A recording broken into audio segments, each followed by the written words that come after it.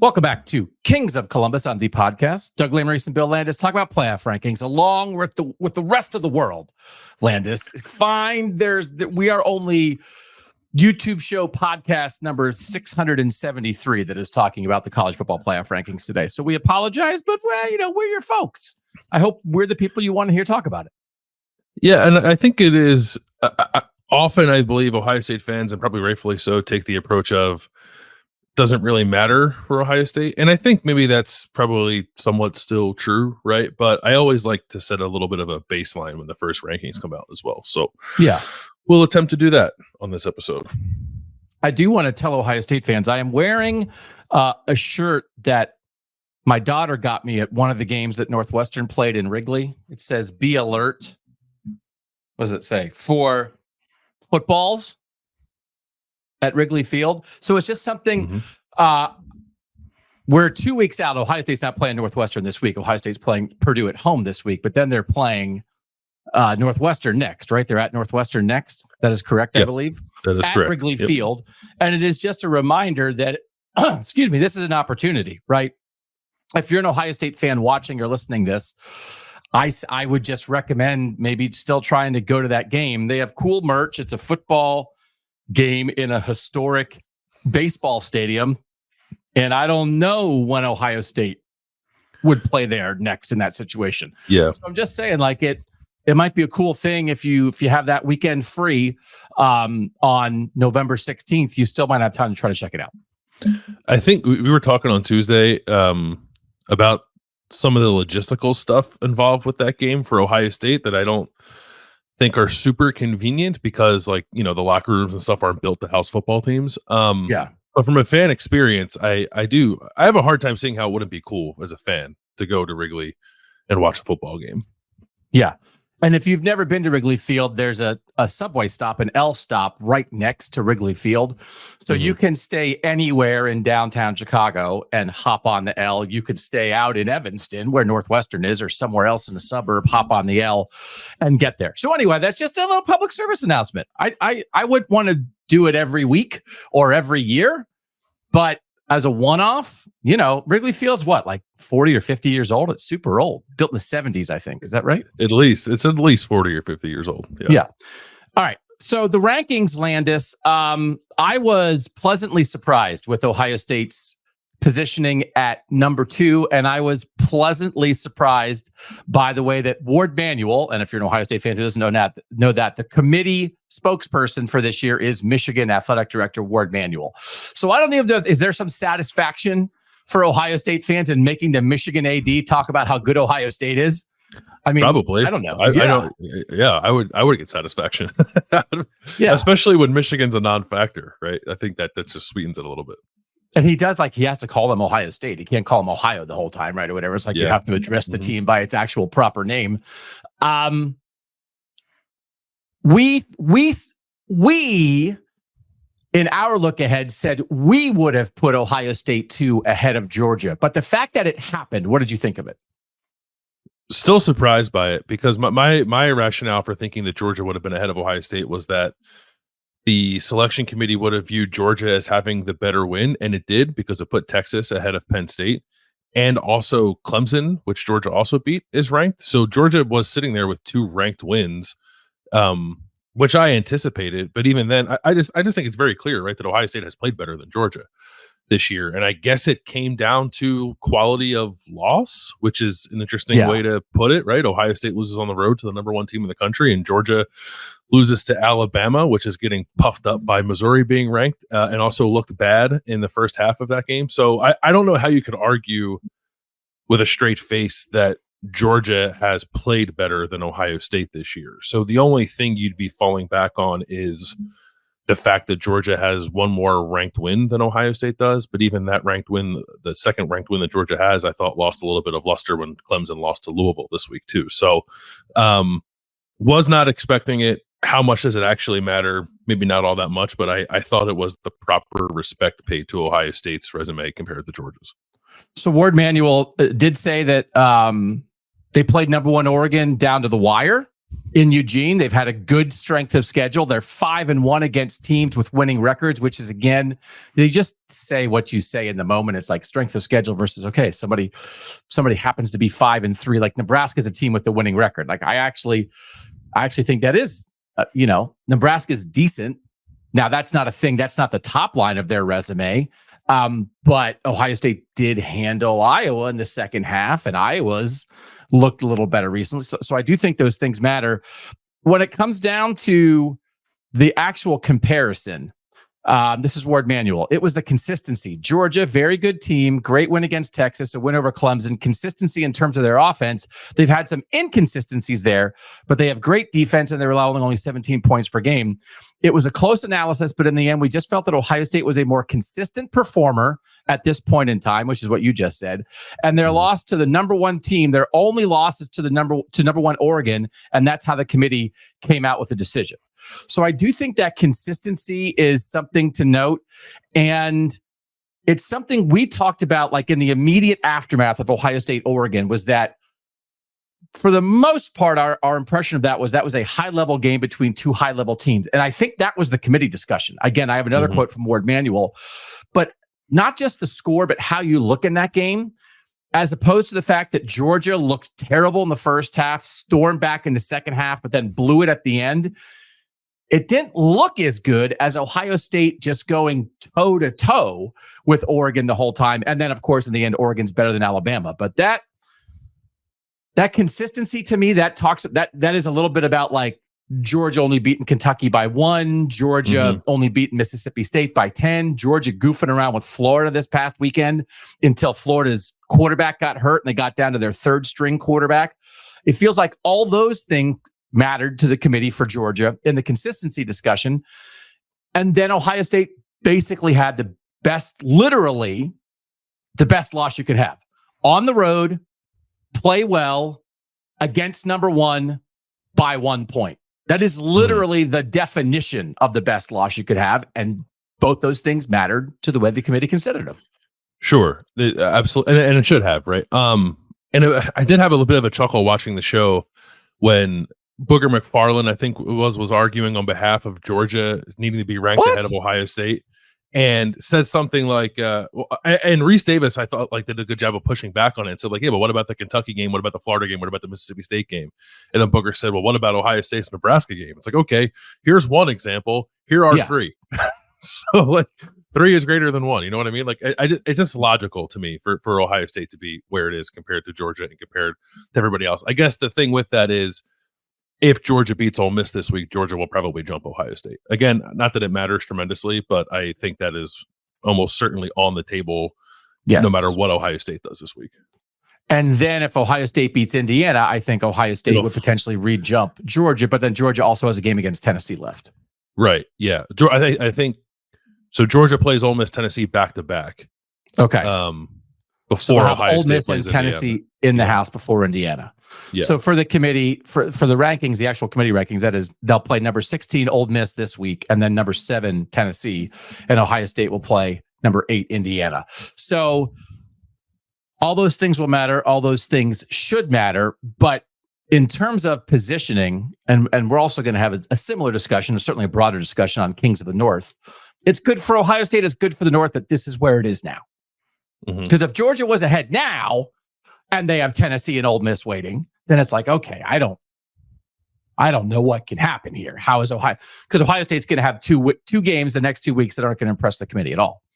Right. So yeah. I thought it was somewhat significant. Like that number 2 spot, I do think was somewhat significant. Yeah. I just think it's good to know, how Ohio State's viewed, right? And if it were to come down to it, like the playoff projections we did on KOTN a couple weeks ago, or last week, I guess that was, like I projected Ohio State to win the Big Ten and be ranked ahead of an SEC champion Georgia because of all the things we're talking about right now.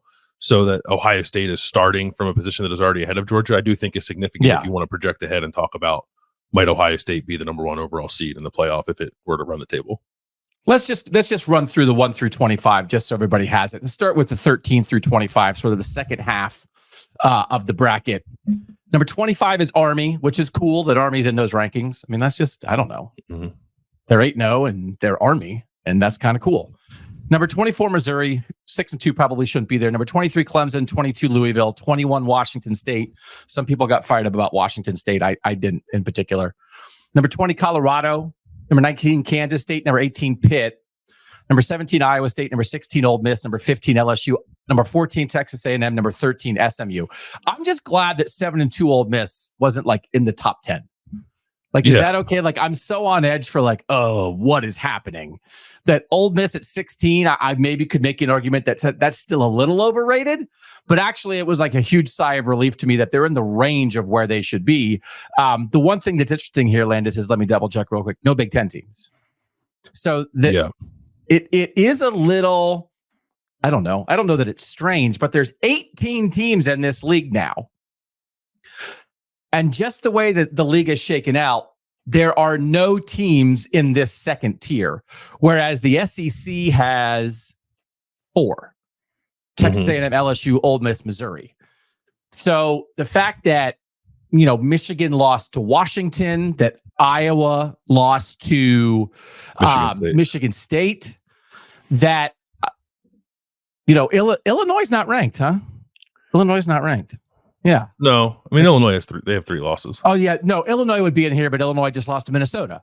Right. Yep. So otherwise Illinois would be here. Illinois has been in the top 25 the whole year. Minnesota's not here because Minnesota lost to North Carolina early in the year and then didn't have a comeback against Michigan. So they're the tier in the Big Ten, that second tier beyond the teams that are really competing to actually get in the 12-team playoff. They're sort of all 3-loss teams and they're out of this tier. And the only reason that matters is when you start using shorthands like top 25 wins, which it drives T-shoe crazy. That if you beat somebody who's now 24th, that matters. But if you beat somebody who's now 27th, it's irrelevant, which is why they also do say things like teams with winning records. It's all about drawing lines. And there is an overall strength of schedule metric that the committee has. And the overall strength of schedule, it does not draw lines. It's just, it's an analysis of the totality of your schedule. It is weird. I'll say weird. It's weird to me that there's no Big Ten teams in the second tier because of the way the league is shaken out. Yeah, there's just no 2-loss team, right? There's Indiana and Oregon who are unbeaten. There's Ohio State and Penn State with 1 loss, and then you jump to 3 losses. I think Iowa will be ranked by the end of the year, right? Which will help Ohio State. Iowa currently sitting at 6-3.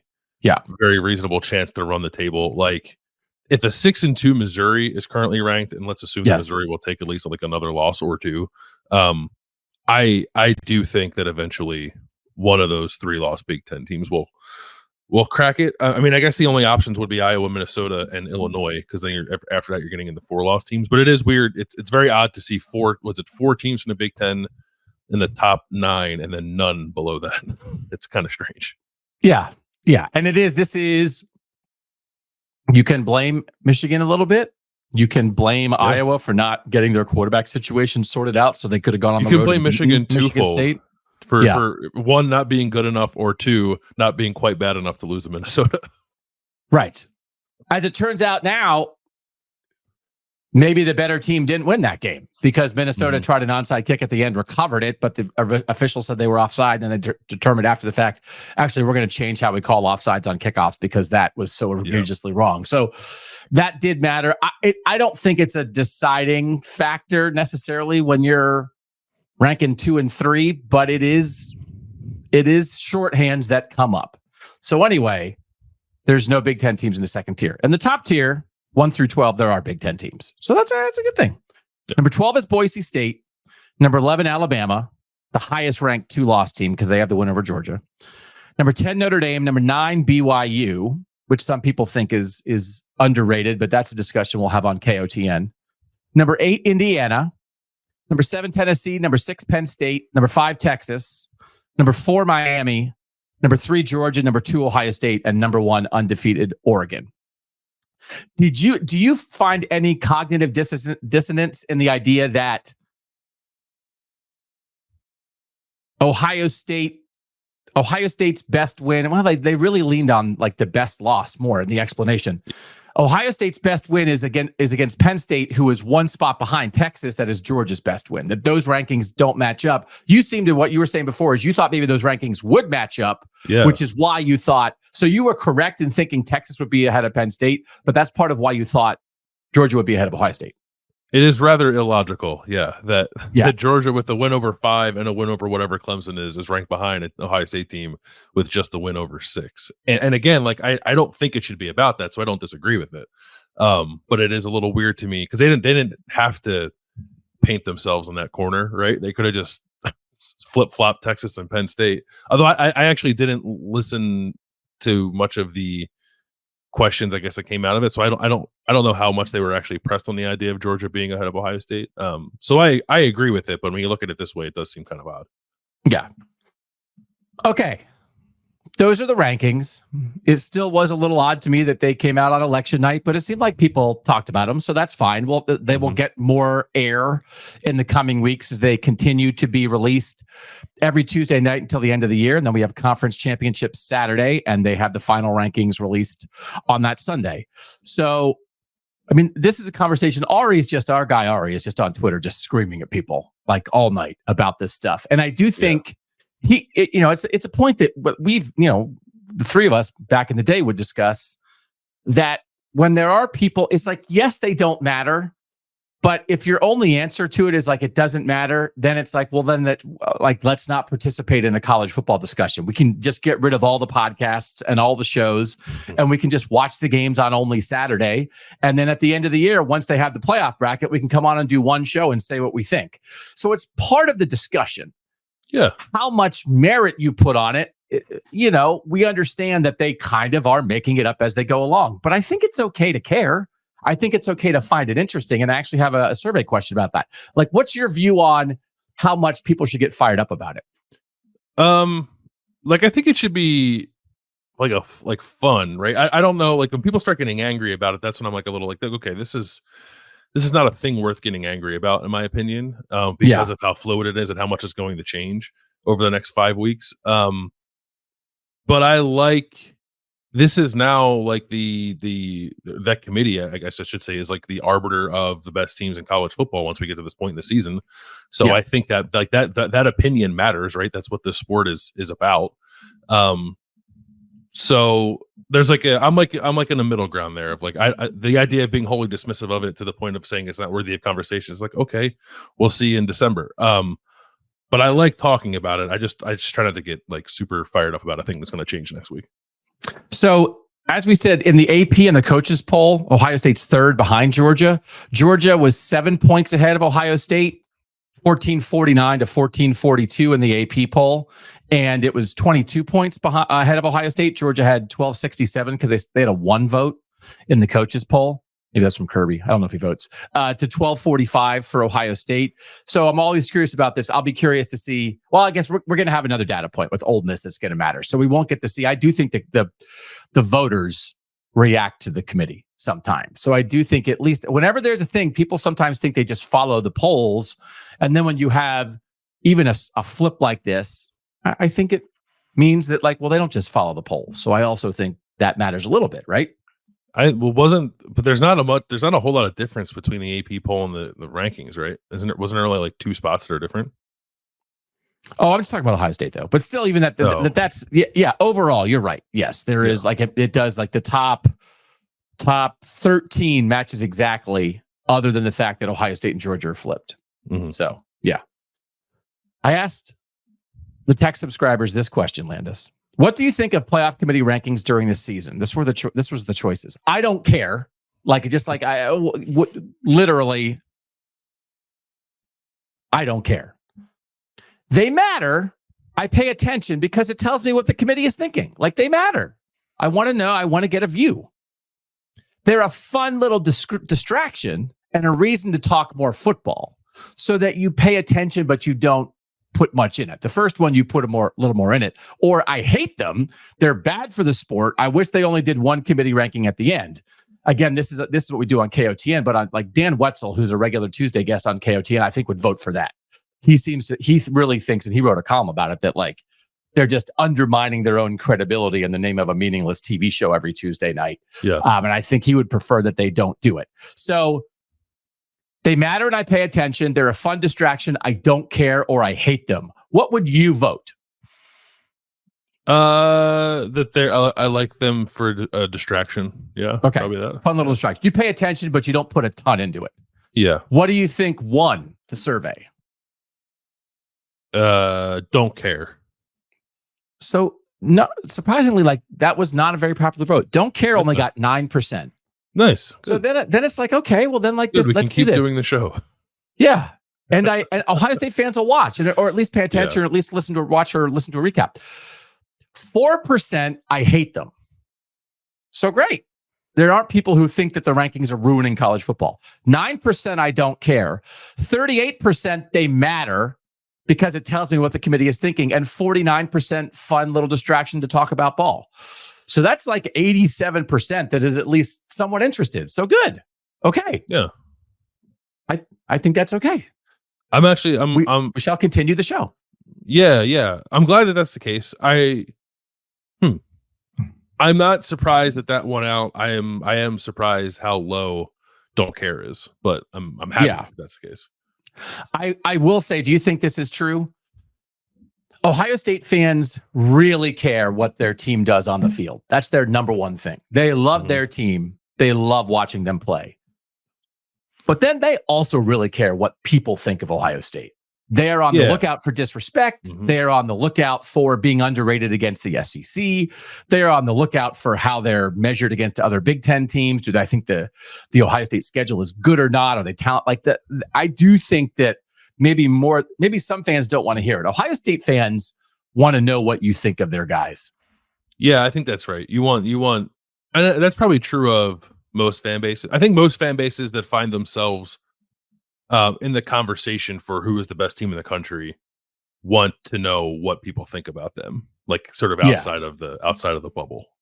Right. And then you can either feel warm because people think your team is good, or you can get mad if they don't think they're good. And either way, that might be a reaction that you enjoy as an Ohio State fan. I think that is a somewhat primary part of being an Ohio State fan. Right. Ohio against the world is some version of that. That's based on not just Ohio State's performance, but what people think of Ohio State. So otherwise your shirt would just say, "We won on Saturday." That's actually not a bad shirt. That's not, I don't know. That's like sometimes like simple can be effective. I don't hate that idea for a shirt. Yeah.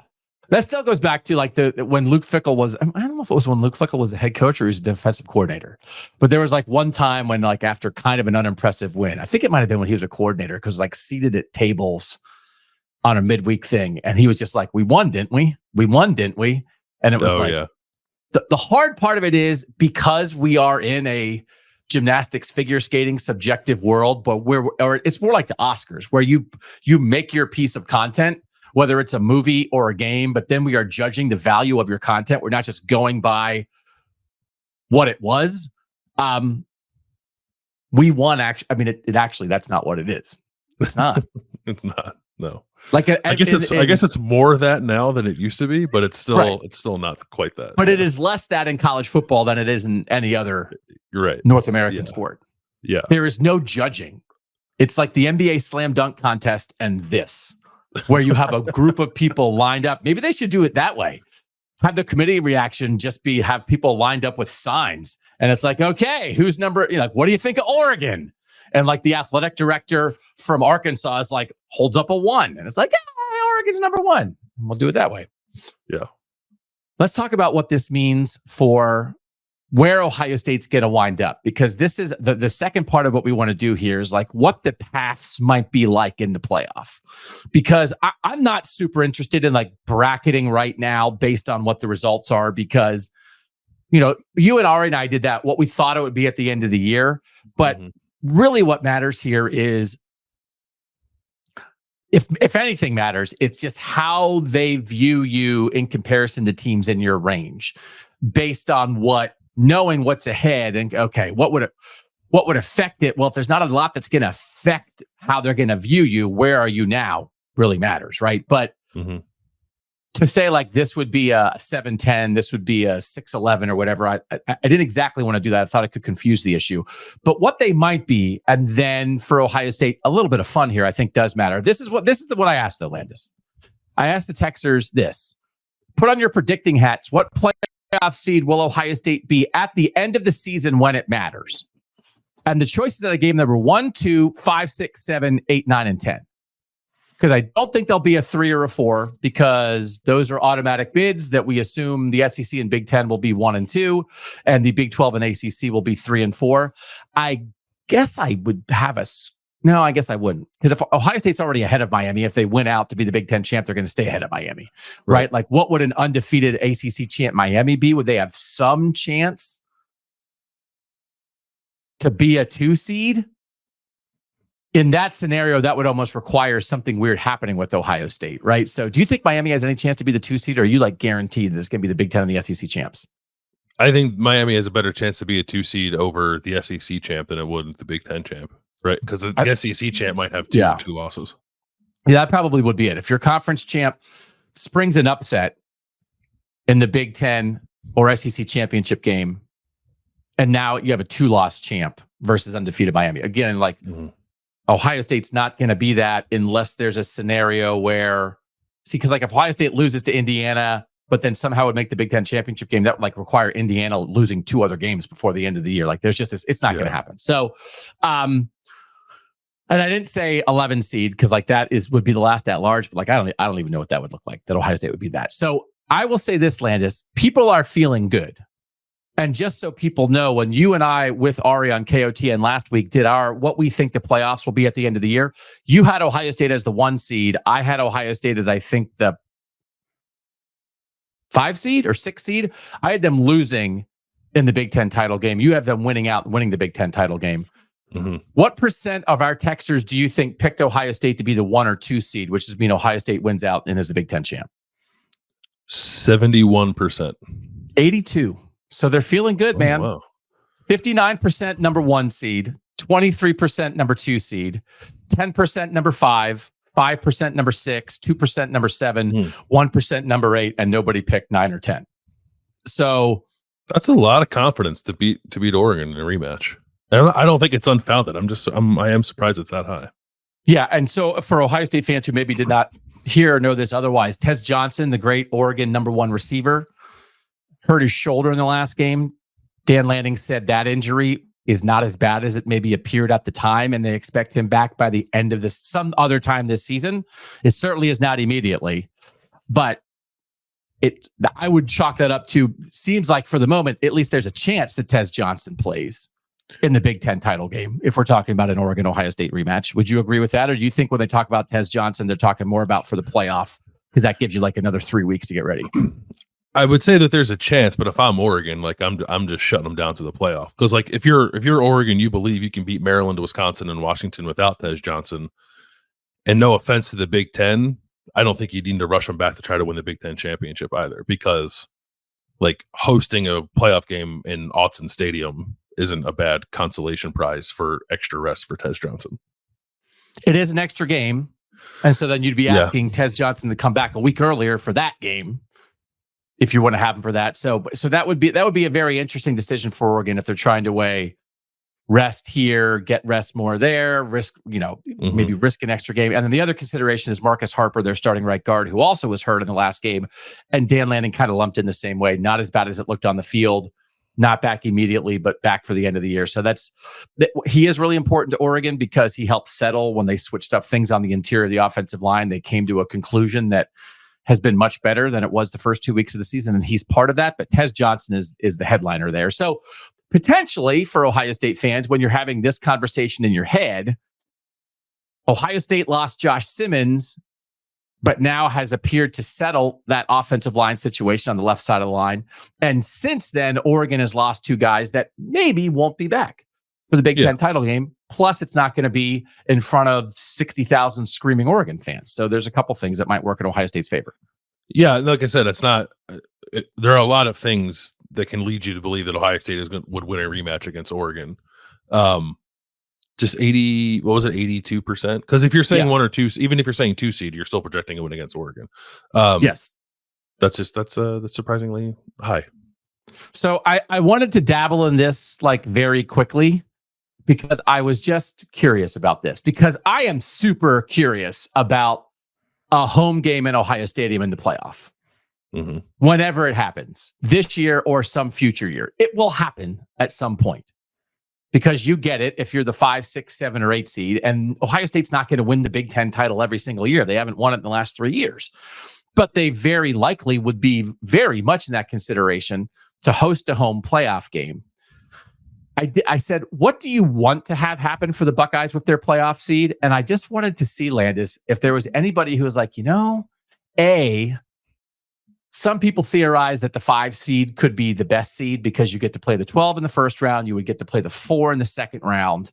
That's the worst division champ. And that maybe that's even a better path than the 1 seed who would have a bye, but has to play the 8-9 winner in round 1. And the 8-9 winner is going to be like the 3rd best team in the Big Ten or the SEC, which some people would think maybe is a better team than like the Big 12 champ. So anyway, that's been a theory espoused by some. I'm not really all the way there. I understand what people are saying, but I wanted to see if some people thought strategically maybe the 5 seed would be better, or if people were just like, I just want a home game in the shoe so bad, I'll take it. Like, I want it now. I want to experience that. So what do you think the vote was of, I want them to be the 1 or 2 seed with a first round bye versus I want them to be the 5 or 6 seed with a first round home game? 90% want the bye. 92-8. I thought maybe we get the 20% who just for their own interest want to experience that. No, I thought maybe it could be higher. Well, I think I wonder how much the thought that Ohio State, because of what Gene Smith said about not playing at home, like if they had a home playoff game, they'd like want to go play in Indianapolis or something like that. Which I guess I'm not aware of Ross Bjork saying one way or the other. So I don't think that would happen. They had a conference call like last week where they went through some of the stuff, and I think they said, the committee spokesperson said there is no team who could potentially host a home game that indicated they would host it anywhere than their own stadium. Yeah, right. So I never, Gene Smith shouldn't have said it, but because I thought that was kind of dumb. But I do think people are still fearful of that, and I wonder how much of that was baked into the 8% or the 92%. Excuse me. Since you asked, Gene Smith once floated the idea of Ohio State hosting a playoff game in Indy, though no one seems to be talking that way anymore. If and when Ohio State hosts a playoff game, where should it be held? Ohio Stadium or Lucas Oil Stadium in Indianapolis? What do you think the vote was on that? 98% Ohio Stadium. 93 to 7. I would wonder, the one thing I would wonder about, and this is, I don't know how many years down the line, but the Browns are going to build their dome in the Cleveland suburbs. If you could at least stay in state, I wonder if people, no, you're shaking your head. Because here's the thing. I hate it. So the one thing is, what if it increases your chances of winning? Because I was not against it in the moment when Gene said it. Because to me, the whole thing we talk about with Ohio State in the playoff is like, get them inside, get them indoors, especially when they were losing to Michigan in late November. And it's like, this is a passing team. Let them get in warm climates or indoors and let them do their thing. I want to see CJ Stroud throwing the ball in the playoff. I don't want it to be snowing. And so I think there could be something strategic to that. I don't know that actually Ohio State is kind of built more like a warm weather team than a lot of other northern teams. So I wondered about that. And like Ohio State's never lost in Indy. Now they haven't always played a perfect game over there, but like they go over there and they win. And they usually go over there and look fast, right? And look faster than the opponent. So, and it's an easy drive that Ohio State fans are very used to making. So I just wondered about that. Are you just like, what are you doing? This is one of the most historic stadiums in the country. It's not going to be 4 feet of snow. Play in your frickin' stadium, Lesmerises. Why is this even a discussion? That is exactly what I'm thinking. Yeah. Okay. This is where I become, like a little bit of a caveman, which is just like, grow up, play in your stadium. I don't go play arena football if you're that concerned about it, kind of thing. Yeah. Okay. So like, I don't disagree with the idea that yes, Ohio State probably does stand a better chance to win. Most teams, I guess, would. If you eliminate the weather elements, but it's football, so give me. Yeah, but like Iowa would never think of it, right? If Iowa's playing a playoff game, they don't want to make it nicer for, I don't know, Jackson Dart to throw the ball around. They want to run the ball and hope that it snows. So there, and Michigan would want to be outside the way Michigan's playing right now, right? Especially with when I'm talking about two teams with no quarterbacks. They want to muck it up and let the South team they're playing, and because that's the most fun world is where a South team comes into this, freeze their butts off. But just that's not how Ohio State's played in the Ryan Day era. So anyway, but I don't. The fans have spoken. The fans have spoken. Yeah, you called me frickin' Lesmerises. You said it right to my face. I did. Yeah. All right. Because whenever Ohio State hosts its first playoff game this season or in future seasons, how excited will you be for a playoff game in the shoe? 10 is very excited. 1 is not that excited. What do you think the rating scale was? 9.4. 9.08, and just like through the roof on more than half of the answers being a 10. Yeah. So like I would be a 10, and like maybe the only thing would be, if it's cold, I don't really want to go freeze in the stands, which then would just be, I get that, but then it would still be cool to watch at home, right? But I think there are a bunch of people. I mean, people in Ohio are conditioned to go into Bengals games in December and Browns games in December. And this is the Pittsburgh Steelers games in December. This is how it works. So I also don't know, like, I'm not a meteorologist. Cool. I'm not a meteorologist. I did take a meteorology class in college. You did? I dropped it after 2 days because I found out there was a lab involved. But how much different is the weather on December 20th compared to November 30th when Ohio State is hosting Michigan in Ohio Stadium anyway, right? Yeah, point taken. So it's not like there are blizzards, and it's not a 14-degree difference. It's not 55 at the end of November and 23 in the third week of December. The way this month's going. Yeah. So I mean that's part of it too. I mean, there certainly are discussions, and these are the things that like teams are doing where they're like getting their pipes ready.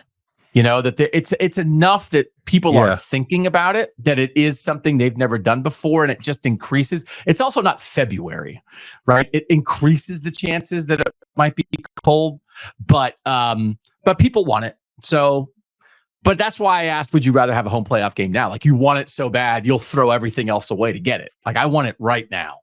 This awesome new thing that's going to happen, I want it to include a game in Ohio Stadium.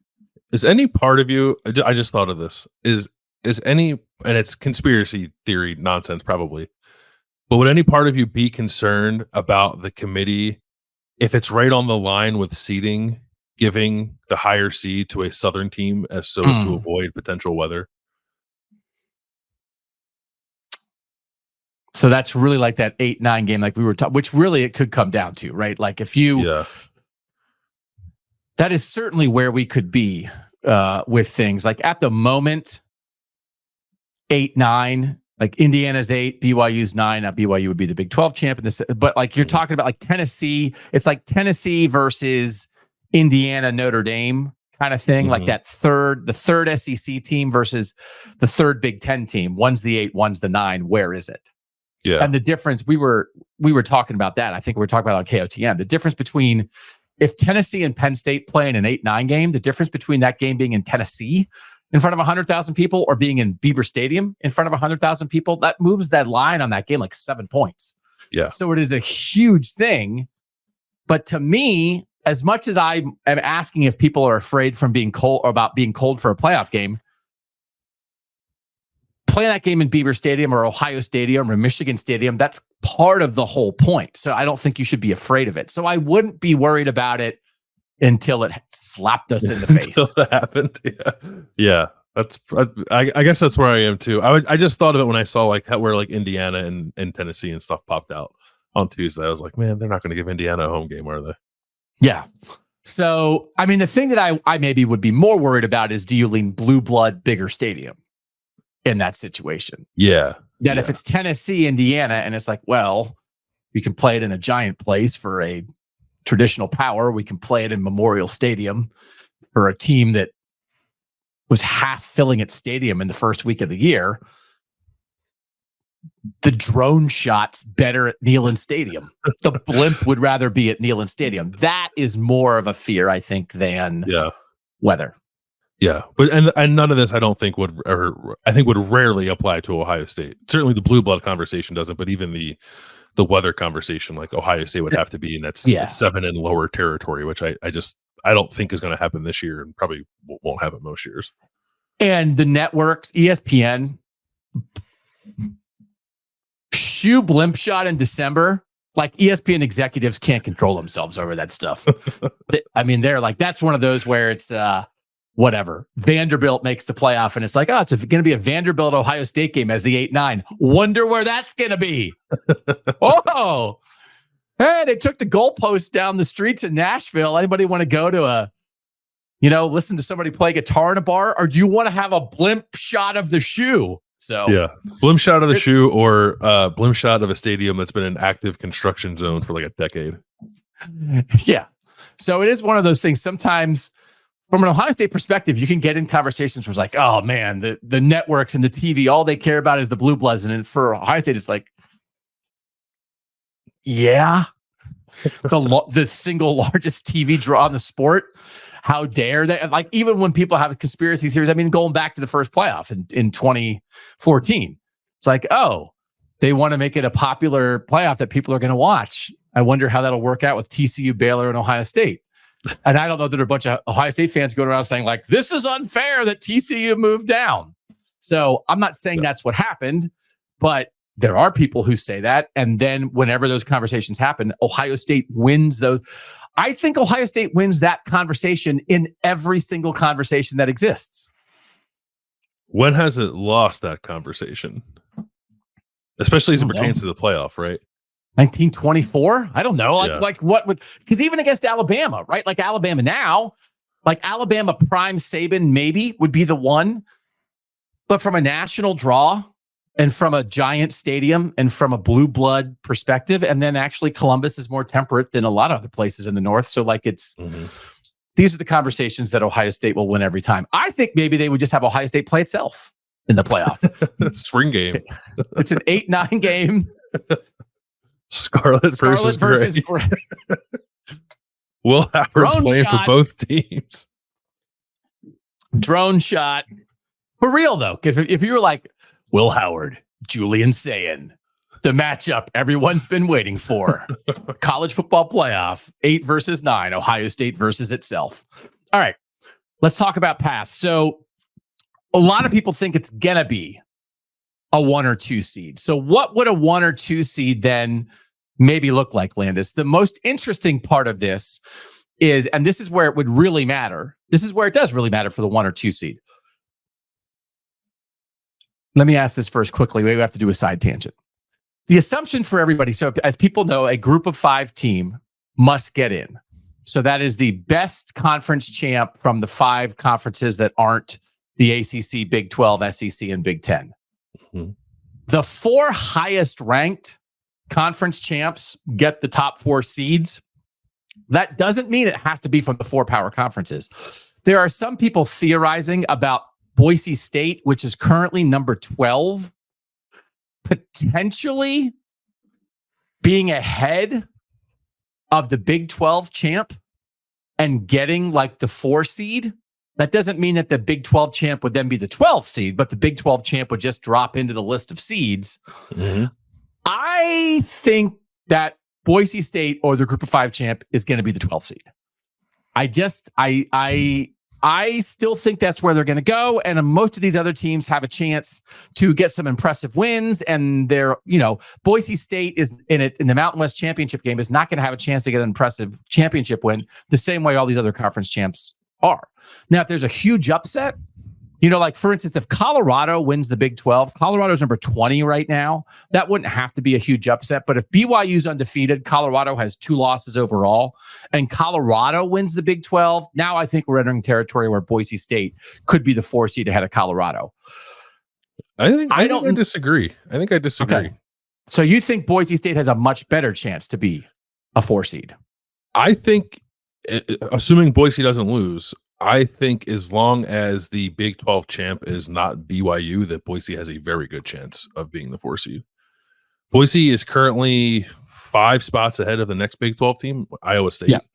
And Kansas State is at 19. Colorado's at 20. And I'm using sort of BYU as the North starter. Like BYU which already has 2 excellent wins against SMU and Kansas State, is only 9th.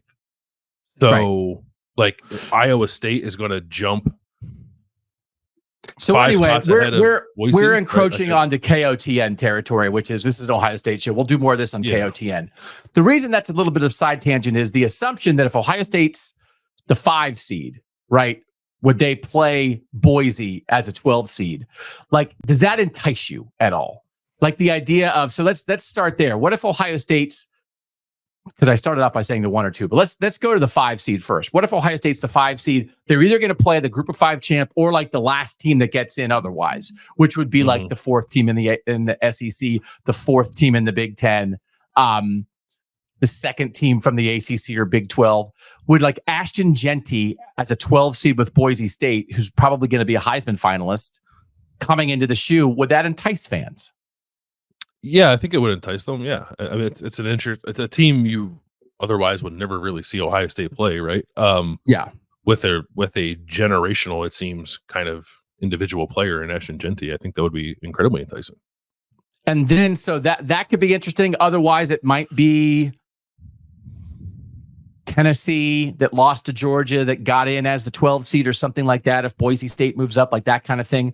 I do think as a 5 seed.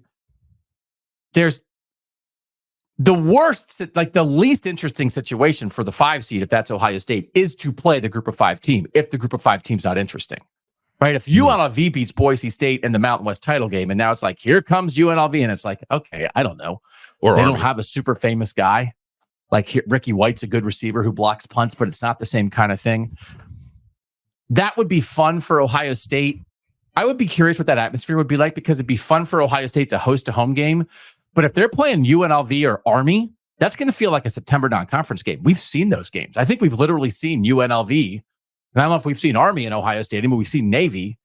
Like, there would be a little bit of weirdness to that. And by the way, Ohio State, if it's not Ashton Genty and Boise State, Ohio State's going to be like a 26-point favorite in that game. Yeah, I mean, it wouldn't. The magnitude of it would suffer a little bit, I think. There would be there's an inherent like big game thing / big game nerves thing that I think would be at play no matter who Ohio State would be playing in that game. But yeah, it would feel, if Ohio State is like a 4 touchdown favorite in a playoff game, it would not. That would not be, I think, what people are envisioning when they're a 9 point whatever they were on Ohio State hosting a home playoff game. Yeah. So this is kind of the discussion around the 5, 6, or 7. If this is what Ohio State would be if Ohio State lost the Big Ten title game. I think they will be the 5, 6, or 7. And the caveats here are, I think the shorthand is that the SEC and Big Ten title game losers would be the 5 and 6 seed. The 2 things, there's 3 things that would come into play that would make that not true. One is, where is Notre Dame? So if Notre Dame is 11-1, and could they maybe be a 5 or 6 seed, which knocks down the Big Ten or SEC loser potentially? And whether if Miami or BYU are undefeated into the ACC and Big 12 title games, lose, make the playoff, and somehow are a 5 or a 6 seed and knock down the SEC or Big 10 team, right? But otherwise, I think the shorthand is, if you lose in the Big 10 title game, you'll be the 5 or the 6 seed. Is that fair? Yeah, that's what I think. Yeah. Okay. So that path is, if it's a team like Boise State, and then if you win that, now you play the 4 seed, which would be the worst conference champ, and that becomes like a very potentially winnable game. Ohio State would be favored in that, right? So if Ohio State's the 5 or the 6, and they win their first round game, in the second round they would either play the Big 12 champ, the ACC champ, or Boise State as the Mountain West champ, right? So where we're talking there, it's either going to be BYU, Colorado, or Iowa State. It's either going to be SMU or Miami. Miami could be interesting, or it's going to be Boise State. I do think Ohio State, even against Miami, I think Ohio State would be favored in those games. Teams that Ohio State would not be favored against in any playoff scenario, I think, is like Oregon, Georgia, and that might be it. Yeah. And depending how Texas looks. If Texas looks like a bunch of ballers and wins the SEC and wins a rematch with Georgia. But yeah, other than that, I think you're right. So, and then if you're the 5 seed, if you're Ohio State, and you play the 4, then you would play the 1 seed in the semifinals. So now you're getting back to a point where maybe that's the 3rd game against Oregon, if Oregon's the 1 seed, or it's the SEC champ. But you're kind of taken care of. You're getting that matchup against number 1 before the national championship game because you're now in that slot, in the 4 or 5 slot. Okay. The other thing with the 5 there. Sorry, the other thing with not being a 1 or 2 seed or not getting a first round bye, because if Ohio State gets a first round bye, it's going to go to the Rose Bowl. Yes. You have you'd have the potential to play somewhere closer to Columbus, right? If in your quarterfinal game, if you weren't in that situation. So we can do that shorthand very quickly here for people. They also have announced this, just the way the Bulls work out this year. They've determined it already so again, this is an assumption where it's the Big Ten champ, the SEC champ, the ACC champ, and the Big 12 champ. The Big Ten champ in the quarterfinals will play in the Rose Bowl. The SEC champ in the quarterfinals will play in the Sugar Bowl.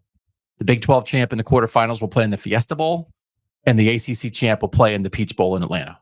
And then the semifinals are at the Cotton Bowl and the Orange Bowl. So that's how it would work out this year if you want to start booking stuff. So if you really think, let's think about this. If you really think Ohio State's going to win the Big Ten, you're going to the Rose Bowl. Yeah.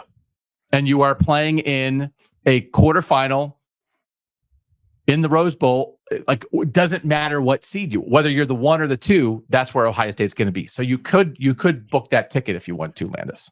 And that's forever. That's because they're not going to play. The Rose Bowl wants to stay on New Year's weekend, so they're never going to be a semifinal, right? They're always going to be a quarterfinal. Yeah.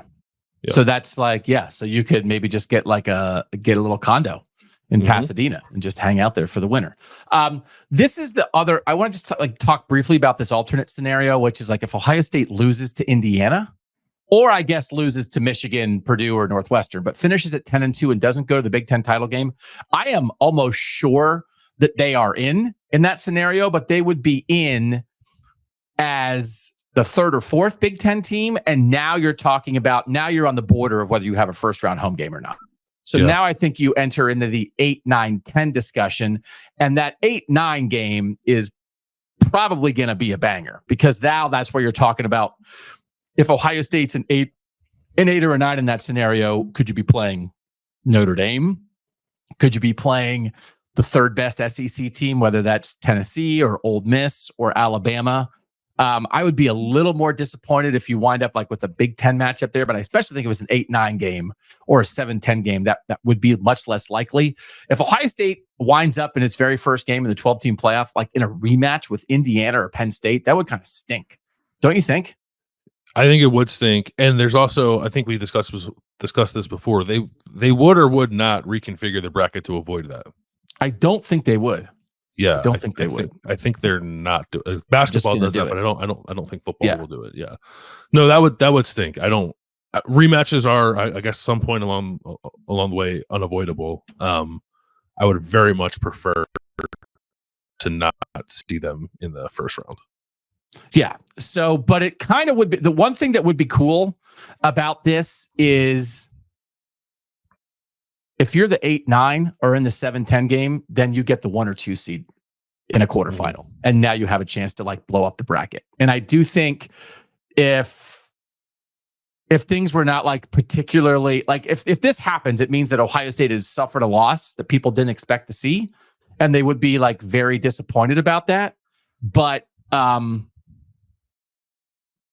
there's opportunity there, isn't there? There's opportunity there. I mean, you're talking about maybe the most difficult path, right? If you got to play in the 8-9 and then you got to go play the 1 or 2, that's, I don't think people are super fired up about that path, right? But yes, you get to it's funny to think about Ohio State as a spoiler. I don't know that people will be talking about them in those terms, but technically based off seed, you would have the opportunity to do that. Yeah. And this is one of the things I think that there are some things you can do where it's it's not impossible for Ohio State and Georgia to play in the first round. Especially if somebody misses, if they both miss their conference championship games, and now you're talking about an 8-9 game that's Ohio State Georgia or a 7-10 game that's Ohio State Georgia. Can you imagine? That's one of those things where it's it's not what Ohio State fans want. if Ohio State's playing an 8-9 game against Georgia and Georgia's coming to the shoe in the very first 12-team playoff, it is going to be as crazy as we've ever seen that stadium. So like that's the worst. Like we're now in like the worst possible outcomes for Ohio State, which actually in some way might be the most exciting. It would create the best, like most compelling stage, certainly. Yeah. Boy, that would be a heck of a scene. If Georgia has to come to the shoe. Like this is why I asked that question. It's like, are you actually kind of rooting for that? Like no one's rooting for that. No, why would you root for that? Yeah, for those 3 hours on that Saturday, and the end. I mean, actually, not even that. The week before, the 2 weeks before, the build up to it would be through the roof. It might be it would be like the build. I mean, it's like I don't even know what it would compare to. I guess it would have compared to like the Alabama buildup in 2014. So anyway, all right, I'm just throwing it out there. All right, let's just go back. Georgia is coming to the shoe in 2030, right? So yeah, I'll just wait for that. Little preview. That's fine. Just wait for that. The last one is Ohio State as a 1 or 2 seed here. This is, I do think, like a very likely path. And so again, they sit at home for the first round. If they're the 1 seed, they play the 8-9 winner. So Ohio State's in the Rose Bowl, and the 1 seed, if they're the 1 seed, they play the 8-9 winner. And if they're the 2 seed, they play the 7-10 winner. But like, that's going to be, again, like that's going to be a competitive team. That's either going to be a Big Ten team or an SEC team in the Rose Bowl. So I am just completely less interested in Ohio State playing Big Ten teams in the postseason, at least anytime before the semifinals. Yeah. But on the other hand, number 2 Ohio State versus number 7 Penn State in the Rose Bowl is also kind of crazy, weird. Never seen it before. I can't believe this is happening. Yeah. We're sending 2 Midwestern Northern fan bases to Pasadena to play a rivalry game on the other side of the country. There's a part of that is nuts, but also I think we would find things to talk about. No, yeah, we're not going to have to struggle to find things to talk about for any of these games. Like, I was looking at, someone had a bracket out before Tuesday's rankings came out that did have the potential of Ohio State, I think, playing Penn State in the Rose Bowl, and I'd be lying if I said it didn't hit my eyes and my brain a little weird seeing that, right? So it would be cool, I think, more than anything else. But I'm with you in that I would not like to see Ohio State play a Big Ten team until the semis, if that were possible. It's just like, I want to see the appeal for this to me is to get the North versus South, the Big Ten versus the SEC, or like a weird group of 5 team in the mix, something like that. It's like, I don't need to watch, a Big Ten round robin on the way to the national championship. How about number 1 Ohio State versus number 8 Notre Dame in the Rose Bowl? That do anything for you? Like the 2 of the absolute biggest. It's like when you talk about, it's the 2 defining programs in this part of the country playing in the most historic venue, and when they never would have been able to do that before. I don't know. I'd rather see that, I think, than Ohio State, Penn State, or Ohio State, any other Big Ten team. And if Ohio State just hadn't played Notre Dame, I'd be like, let's go, let's play tomorrow. The fact that they played twice, 2022 and 2023 would take some of the intrigue off of that, I guess. But Ohio State, Notre Dame, Marcus Freeman, Ryan Day in the Rose Bowl, I'd be okay with that. So let's just do, before we wrap this up, this is a lot of theoretical stuff, but I just want to be planting the seeds for people so that you can have these discussions with your friends. Like, who do you want to play? Who do you want to see? Because it might even affect how you view Alabama LSU this weekend. It might affect how you view Georgia Ole Miss this weekend. I think the most fun path, so let's keep a path for Ohio State fans that includes Ohio State being the Big Ten champ, right? Mm-hmm. I think the most fun path for Ohio State fans, and this is the hard part, where it actually is 2 SEC teams and then like an Oregon rematch in the national title game. Because I'm very interested in like a North versus North, like we had with Michigan, Washington last year in the national title game. Also, if it happened to be Ohio State versus Texas or Georgia or somebody like that in the national title game, that'd be a banger too. But I would love the idea of Ohio State beating two Southern teams on the way to an all-North national championship game. Now, the hard part of that is, as the 1 or the 2 seed, for that to happen in the semifinals, it means that like the 3 or 4 seed as the Big 12 champ or the ACC champ has to lose to like an SEC team. But also that's entirely possible too. So I think my perfect path might be for Ohio State. If I could pick it, if I could absolutely pick it, it might be something like, I don't want Bama to make the playoff because I would rather Bama explode. But honestly, the perfect path might be like Bama in the quarters in the Rose Bowl. Georgia doesn't win the SEC. Like Ohio State's the 1 seed. Georgia doesn't win the SEC and is like the 5 seed and then beats the 4. So it's like Bama, Georgia, Oregon. That's my perfect path. That's my get Ohio State fans jacked up path. And it starts with Ohio State, Bama in the Rose Bowl. What's like your perfect scenario? I think something along those lines. I'm having a, because in that scenario, you need. I know I'm having a, yeah. You need Oregon to be a 6, right? Right. Well, you need Oregon. Yeah, you need Oregon to be a 6. So that's a scenario where Ohio State beats Oregon and Georgia also loses in the SEC title game, but Georgia's ahead. Or Ohio State's a 2, so then Georgia's the 6 and Oregon's that goes the other way. I don't know. I don't think it's impossible, but that's what I'll officially put on the record. The most fun path for Ohio State fans: Bama, Georgia, Oregon. Yeah, that would be mine too. I just like the logistics of that. I don't know if you're trying to get Ohio State, Oregon, then I don't know that you can get Ohio State, Georgia. Right. Or the other one would be if you want to throw Texas in there instead of Alabama or Georgia because you want to see Quinn Ewers. That could be fun too for Ohio State fans. And you'd still be that. That is the assumption that it would be Ohio State, Oregon, part 3. You'd like the trilogy. I just am really super interested in the Northern National title game, and so the idea that it would be like a tiebreaker, it would be weird, but also you maybe just would have to shrug your shoulders and say we're not going to apologize for the fact that the 2 best teams in the country are in the Big Ten. Sorry, world. It's the 3rd time they're going to play. They split the first 2. I think you could get something out of that. I think we can talk about that. If it's very clear that those are the 2 best teams in the country and and they can't be 1-2 in the bracket, that they play 3 times and the national championship would be a rubber match. Yeah, that'd be cool. Yeah. Like that I don't think anybody loves the idea of teams playing 3 times, but if it's gonna happen, that's probably the best way for it to happen. Yeah. I mean, people, if it was Bama, Georgia, people would be throwing themselves off buildings. They'd be so excited. So let's let Ohio State, Oregon do it then too. Yeah. Okay.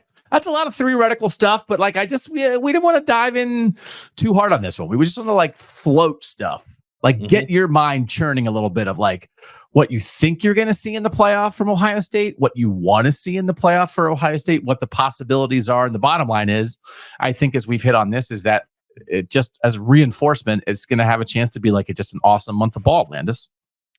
Yeah. No, I'm excited about it. I've always been excited about the 12-team playoff. I know some people don't like it. I'm the other camp there, I guess. But seeing the rankings, like trying to theorize on what a bracket could look like I got pretty fired up about that on Tuesday. So I'm happy to talk about it. And then next week we'll make baseball lineups out of Ohio State former Ohio State players. What is that a real thing? Are we going to seriously do that?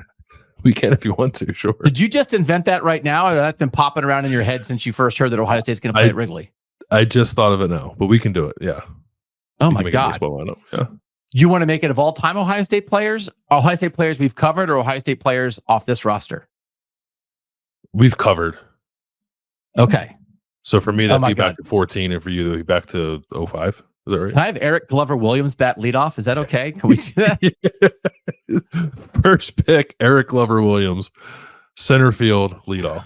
Superman. I'm leading off with Superman. Are you kidding me? What are we doing? Oh no! Can we do pitching rotations and bullpen roles as well? The problem is like not knowing who's a lefty and who's a righty is a little problematic. Oh yeah, that really matters. Yeah. Oh man. I'm just gonna bring in Cardale Jones like in the 4th inning and have him like handle like the middle part of a game.